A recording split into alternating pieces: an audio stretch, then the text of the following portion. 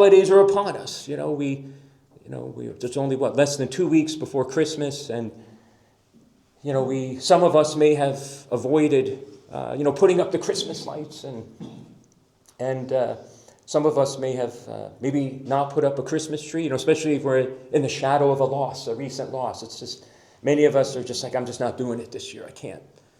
And the only problem, sometimes that 1 year becomes 2 years, and then 3 years, and then it becomes a distant memory, And so sometimes for some, the passage through Nativity just becomes my grieving time, where I kind of just relive everything and I white knuckle it through. But of course, it doesn't have to be like that. And we have to watch out for something called, avoidance sometimes. Anytime we suffered a painful experience in our life, or even a profound loss, we can fall into avoidance.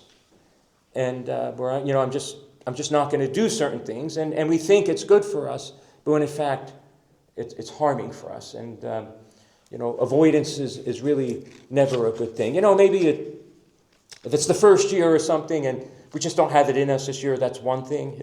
But we have to keep an eye as once the years pass, that these experiences that we suffer, that we're going to get into, don't knock us offline permanently. And that's what can happen. So whether it's a death, whether it's a loss, whether it's a traumatic experience we have, the great danger is that they kind of knock us offline, where we disengage life. And we suddenly, and kind of everything moves on without us, and we get stuck.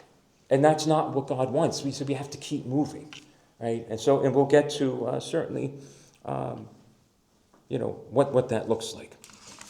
And one of the goals in all of this today, in all of our discussions today, is going to be, as we travel through our life in this world, one of our goals is to travel lightly.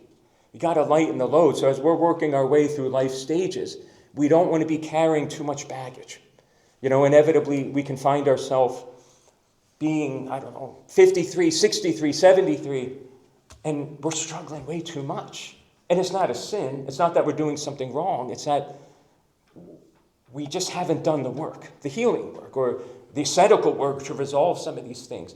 And the reason why that's important is somebody might say, well, Father, isn't that my business? I can choose to live my life how I want. Yes, that's true.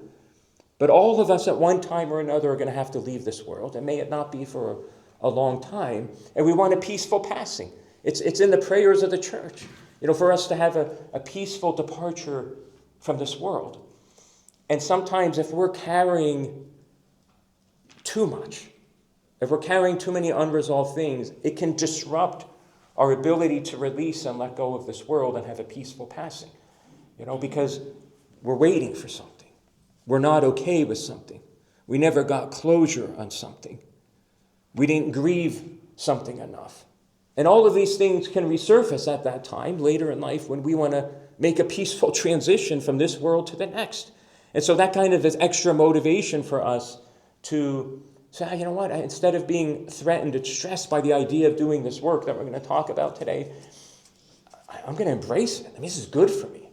It's kind of like going to the gym. Nobody really wants to do it, but we do.